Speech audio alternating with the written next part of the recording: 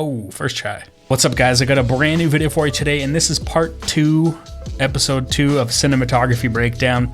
And if you don't know what this series is about, it's basically going to be some of my favorite music videos that I've shot where I break them down. So the type of camera that was used, the lenses that were used, the type of lighting I used, what was going through my head at the time when I was lighting specific scenes and how I shot them, and kind of dissect each little scene throughout the video and kind of tell you how it was shot. And in this video, I actually chose a video that is really simple. We only used one light. So we only had one light for the entire video.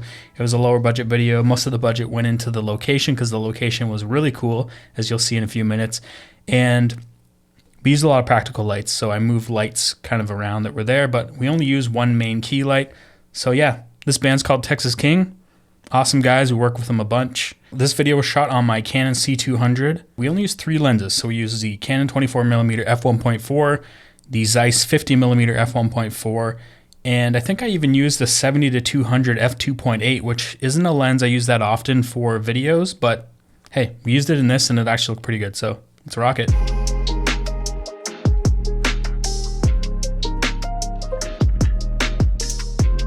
So this video kind of has an intro before the actual music cuts in. So as I said, we only had one light for the entire video. We had the Lightgear Light Matte 4 Plus, which is a light that I use quite often. It's very bright. It's awesome to move around because it's light. And yeah, it cranks out a ton of power, and that's the main light we use for this. If you stick around for some of these videos, you'll see that I use that light a lot. We kind of had it up overhead here, somewhere in here. It was probably about 20 feet away actually. It was up quite high, and we angled it down here and you can see where it's hitting. It's casting a bit of a shadow back here. And then we had a practical light, which was one of the windows back here. And pretty simple, it's just the opening sequence. Travis likes to have some kind of opening sequence. Travis is the director. He usually uses an opening sequence to reveal a title. So he reveals the title in this as the foot walks past the camera.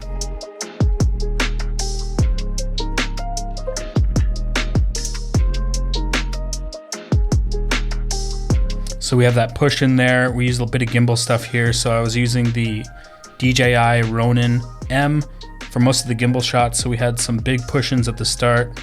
Again, we have one light for the entire scene. And this light is probably 20 feet in the air up here, hitting them kind of on a 45-degree angle, making sure that light hits every single one of the members. So we got light hitting here, light hitting here, light hitting here, and then light hitting here. And obviously, I've got tons of practicals going on. So we got all these lights that are up above here, and obviously they continue to here. And then we got some in the background back here.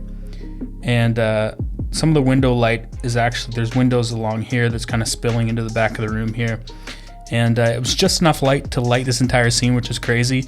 I think that light mat was cranked to full power and seemed to do the job pretty well. When I was shooting the full band performance scenes, I only had a quarter stop of diffusion on without a grid. And then when I was shooting individual shots, we had half a stop with a grid. Okay, so I'm gonna pause it here. Again, you can see each individual artist has light on them. And the way that we shot this is we did each individual artist as their own shot, and then we moved the lights in for those shots. So it's not like the light stayed in the same spot for all of these shots. Okay, so this location was really cool. It was basically an old factory, an old glass factory, I guess. It's now a set where people can actually set up and shoot. And it's funny because when we did our first location scout of this place, they had like an FBI office set up in there, which looked pretty sick. I guess they were shooting some kind of Netflix show in there, but obviously when we came, it was cleared out. So there's nothing but natural light hitting him right now. So there's actually tons of windows all along this side right here, just hitting him with light like that. And that's basically all I used. I didn't bring in any lights. I think I did bring one up there later. We chose not to put lights back behind him here. So these light bulbs are actually not in right now. And we just used the natural window light coming in through the side.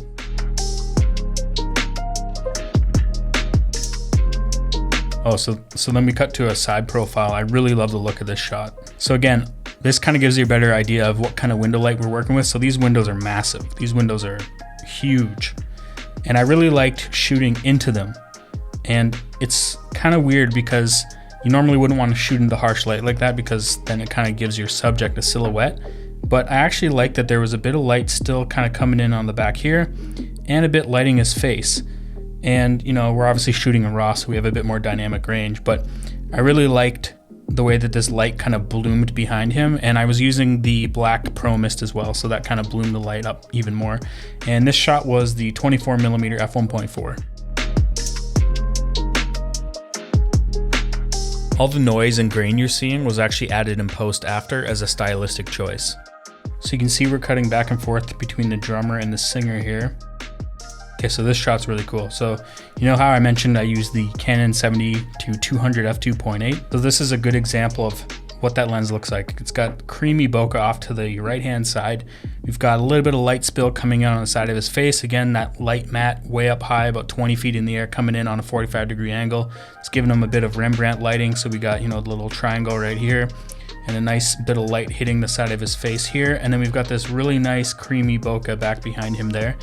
And it's a really pleasing shot. I just love how that lens kind of just melts the background away. And I typically wouldn't use that. I'd use something like an 85mm lens, but I think I didn't have it with me at the time.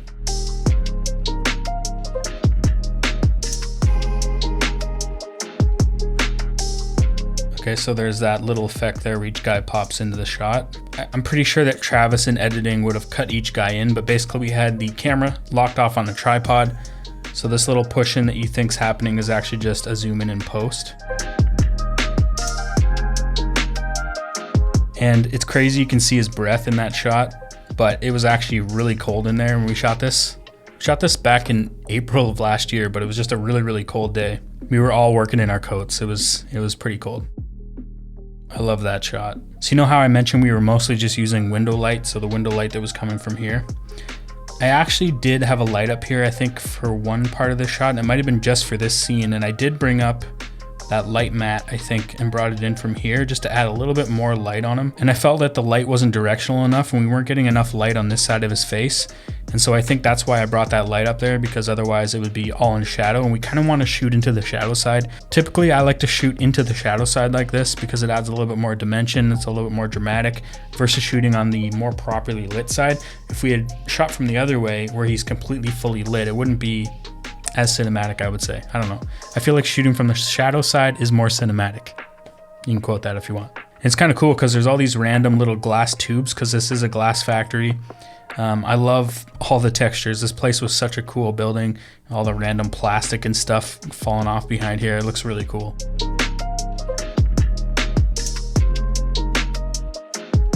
So this is kind of a medium shot of the singer. Kind of gives you a better idea of how the light's coming in here. So again, that light matte is way up high.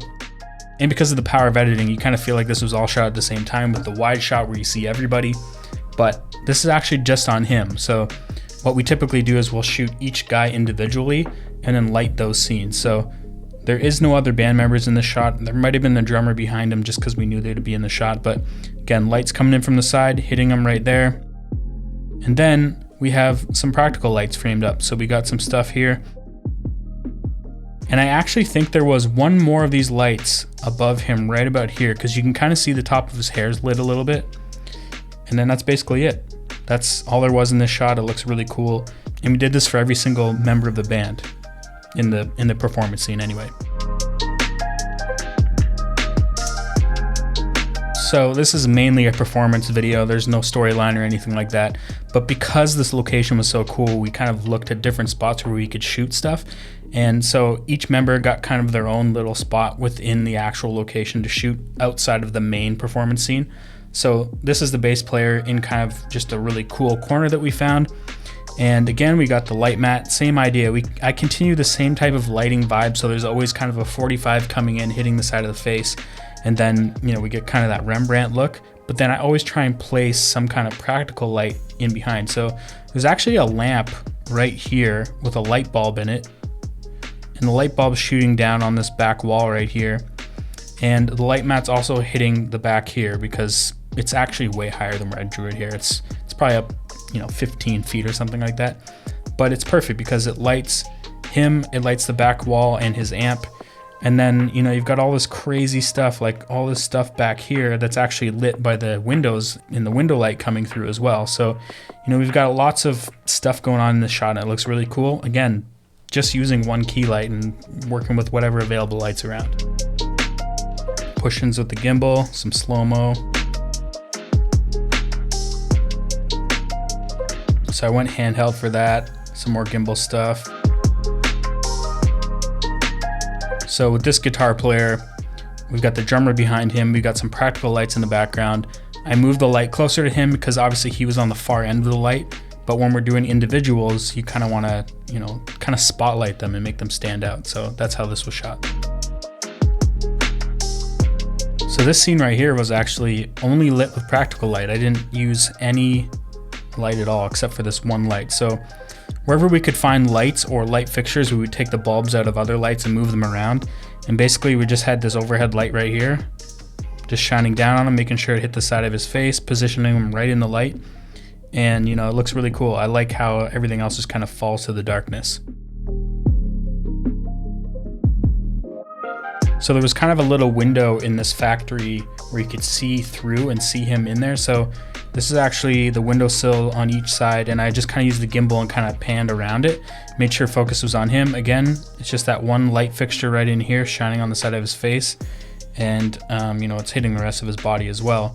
Making sure that he's positioned in that light, and I just kind of rotated around that little area, and it's kind of cool because the glass is in the way. You see all the dirty dust and grime on the windows, which looks really cool.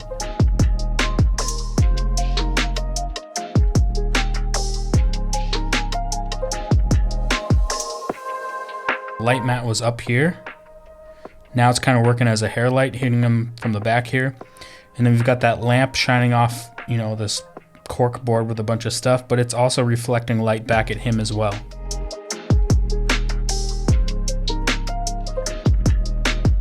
Okay, so this is the first time we see this new angle of the drummer in a different location. This is the exact same shot that we have from up top, kind of over that railing, looking down at him, because we were able to actually get above him. But same thing, light mat coming in from the side, hitting him just like that. One light, simple as that. Okay, so we got one more new shot here. So this location's so cool. This motorcycle was actually there. So we positioned him beside this motorcycle. Again, light mat overhead with a grid on it, just hitting like this, coming down, soft light, just kind of hitting that motorcycle and him at the same time. Simple. I mean, the location's obviously selling most of this video because it looks so cool. So then at this part, there's kind of like a guitar solo, so everyone's just kind of rocking out. A lot of tripod movement. So again, thanks to the power of editing, it looks like we cut from him to a close-up, which we do, but this close-up's actually happening in a completely different take where it's just on him and he's lit properly for that take. Because if we go back and forth between that shot and this shot, you can see he's not lit as bright in this shot, and then when we cut to this, you can tell that the light is a lot closer to him. But I think with the power of editing, you can't really tell. You want to feature him because he's doing the solo, right?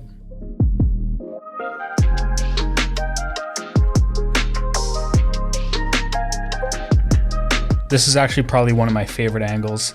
We got that light mat way up here, but we've got all these huge windows just letting light in behind them, and then we've got all these practical lamps kind of lighting things, which is nice because they actually hit the drums. And then I think there's another lamp right above him here that's hitting the top of his hair there as well. And I love when the camera just kind of pans and shows all that stuff behind. It's really cool.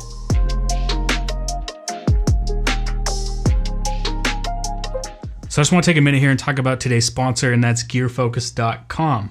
GearFocus is an awesome site to buy and sell used camera gear. And right now times are tough, and you might be in the same position where I am, where I need to offload some extra gear so that I can make a few extra dollars to make it through these next few months. So once you've set up an account with GearFocus, you can start listing your items. You need to make sure you take some good photos of the actual things you're selling so that the buyer knows exactly what they're getting. Then fill out the description, the category, the price that you're looking to get for your item.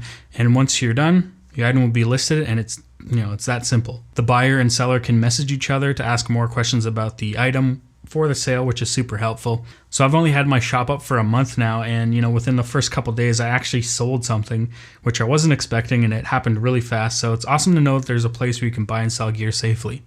GearFocus handles all the transaction and money side of things, so you don't have to worry about it. You know, you're safe compared to trying to sell things in person on Craigslist or Facebook, especially right now when we shouldn't even be meeting up in person anyway. GearFocus only takes a small transaction fee, which is about 3.5%, which is hardly anything compared to eBay's insanely high fees. So make sure to check out my shop at gearfocus.com. Link is in the description. Thanks again for sponsoring this video. And that nice little pan around the side there in slow motion. I forgot to mention at the start of this video, we shot the entire thing actually in 60 frames per second. So if we wanted to slow some stuff down, you saw some speed ramping things going on in there, but that last shot was slowed down obviously, and it looks really nice. So yeah, that's basically it. One light.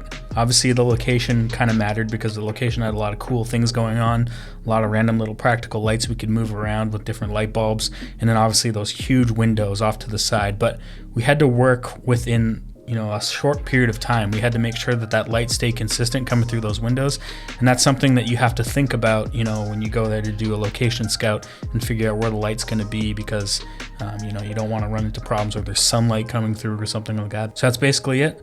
One light. I think we were able to make it work pretty good, but yeah.